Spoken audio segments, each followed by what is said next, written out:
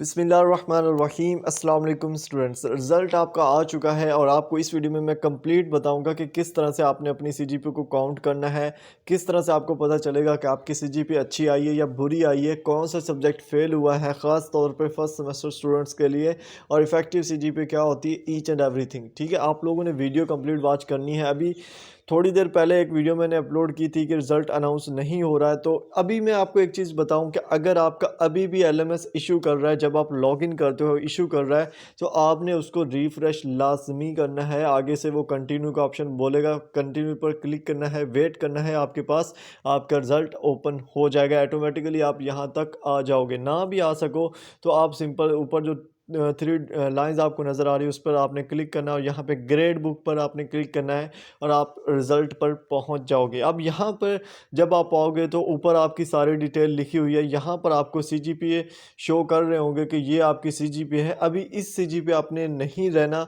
क्योंकि ये सीजीपीए अभी अपडेट हो रही है। ठीक है, अपडेट कैसे हो रही है? अकॉर्डिंग टू इस स्टूडेंट के जो अभी आपके सामने एलएमएस है, ये सीजीपी उसके पिछले सेमेस्टर की है।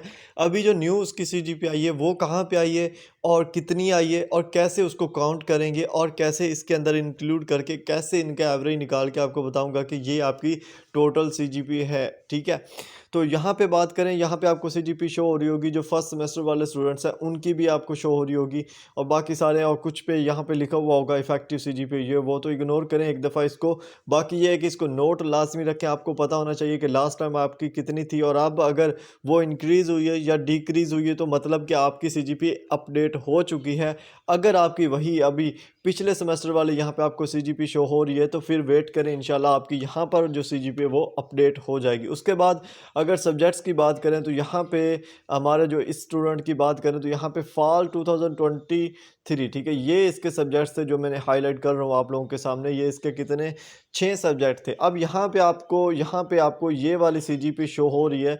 सीजीपीए यहाँ पे आपको शो हो रही है 4 पॉइंट है पहले सब्जेक्ट में, तीसरे में दूसरे में 3.3 है, 3.47 है, 3.67 है, 4 है, 3.93 है। अब ये आपके पास एक एक सब्जेक्ट की सीजीपी शो हो रही है। ठीक है, उसके बाद जो आपको ग्रेड शो हो रहे हैं यहाँ पे थर्ड जो हमारे पास ये वाला पोर्शन है इसमें, और इसके बाद आपको यहाँ पे नंबर शो हो रहे हैं कि ये आपके नंबर्स आए हैं जनाब 100 में से, और इस तरह से ये भी आपको शो हो रहे हैं। ठीक है, अभी जो मेन कंसिडर करने वाली चीज़ है ना वो ये है कि आप इनको भूल जाओ। ठीक है, बहुत सारे स्टूडेंट्स फालतू में सवाल करते रहते हैं, तो सवाल करने का फ़ायदा नहीं। आप इस चीज़ को भूल जाओ एक दफ़ा। आप यहाँ पे ये जो ग्रेड है इनको भी आप भूल जाओ, इनको भी फ़ायदा नहीं है आप अगर इस पे अपना सर खपाते रहोगे। तो सिंपल, अगर आप लोग ये चाहते हो कि कैसे आपको पता चलेगा कि आपकी इस सेमेस्टर का जो रिज़ल्ट आया है उसकी जो सीजीपीए है वो कितनी बनी है, और कैसे आपको पता चलेगा कि आप पास हो चुके हो, तो एक चीज़ आपने यहाँ पे मैं आपको बताता चलूँ।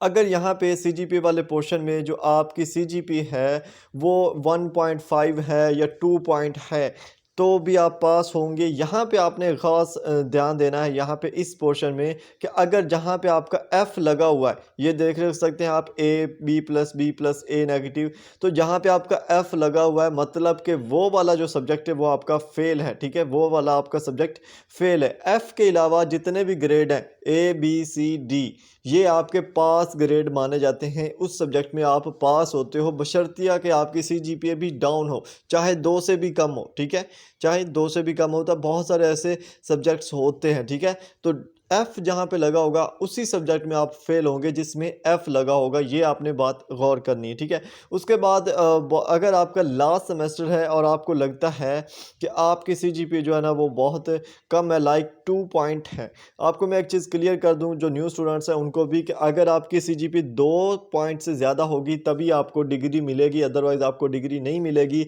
आपको अपनी सीजीपी इम्प्रूव करनी पड़ेगी, और वो एक अलग सिनेरियो है, वो तब स्टार्ट होगा जब कोर्स सिलेक्शन आएगी। और जो आपका पेपर फेल हो गया ना उसका भी मैं तभी बताऊंगा कि उसको कैसे साथ में लेके चलना है। ठीक है, अभी आपको पता चल गया ये आपकी सीजीपी आई है सब्जेक्ट वाइज। अब आपने ये करना है कि आपको पता करना है कि आपकी एवरेज सीजीपी कितनी आई है। ठीक है, आपकी पूरे एक सेमेस्टर जो आपने रिजल्ट दिया है उसकी सीजीपी कितनी आई है। तो कोई मुश्किल काम नहीं है। ठीक है, कोई मुश्किल काम नहीं है, बहुत ही सिंपल है, आपने इनको प्लस करना है। ठीक है, इस लाइन को आपने सेम टू सेम ऐसे ही प्लस कर लेना है विद इशारिया जो दिए हुए हैं, इसको प्लस कर लें। जब आप प्लस कर लें, ठीक है, उसके बाद जो आपके टोटल सब्जेक्ट्स हैं उनकी तादाद काउंट कर लें। इसके 6 सब्जेक्ट हैं, तो आपने इनको प्लस करके ना 6 पे आपने डिवाइड कर देना। सिंपल क्या करना है, 6 पे आपने तकसीम कर देना है। आपके पास क्या आ जाएगी, एक CGP आ जाएगी, ठीक है, एक CGP आ जाएगी। और वो जो CGP होगी वो आपकी इस अकेले सेमेस्टर की होगी जिसका आपका रिजल्ट आया है। ये चीज़ है फर्स्ट सेमेस्टर स्टूडेंट्स के लिए। और अगर आप ये जानना चाहते हो कि जी सिर्फ आपके एक सेमेस्टर की कितनी CGP आई है, तो ये वाला मेथड है कि आपने ये सारी CGPA सब्जेक्ट वाइज CGPA को प्लस कर लेना है और सब्जेक्ट की तादाद पे आपने क्या कर देना है, डिवाइड कर देना है। आपके पास एक सेमेस्टर की CGPA आ जाएगी। अब आप चाहते हो कि आपकी ओवरऑल CGPA आपको पता चले, आपकी जो ओवरऑल CGP है जो यहाँ पे शो हो रही है, ये आप जानना चाहते हो तो आपने करना क्या है, जो वहाँ पे आपको वैल्यू मिलेगी उस डिवाइड करने के बाद जो एक सेमेस्टर की आपकी CGP आई है आपके पास, आपने क्या करना है, आपकी जो पहले सेमेस्टर की CGP थी उसके साथ उस CGP को आपने प्लस करना है, ठीक है, उसके साथ आपने क्या करना है, प्लस करना है। जो अभी आपकी आई है एक सेमेस्टर की CGP है, उसको आपने प्लस करना है जो आपके पिछले सेमेस्टर की CGP है। जब आप प्लस कर लेंगे, प्लस करने के बाद आपने सिंपल 2 पे डिवाइड कर देना है। कितने पे डिवाइड करना है, आपने सिंपल 2 पे डिवाइड करना है। जब आप 2 पे डिवाइड करोगे तो आपके पास एवरेज आपकी एक CGP आएगी जो कि आपकी पूरी ओवरऑल CGP होगी, ठीक है। ये सिंपल सा कंसेप्ट है CGP काउंट करने का।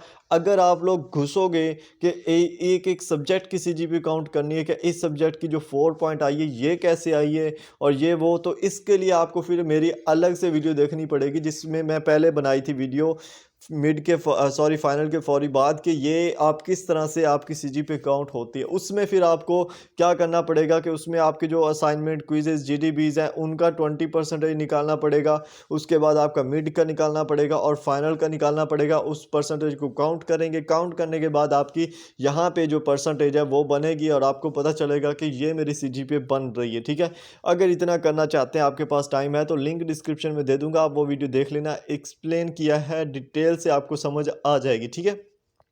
तो यहाँ पे आपकी जो ओवरऑल CGP है वो भी आपको बता दिया है मैंने, जो जिनकी थोड़ी CGP है, ठीक है, 2 पॉइंट है, 2.5 है, 3 है, तो टेंशन ना लें, ठीक है।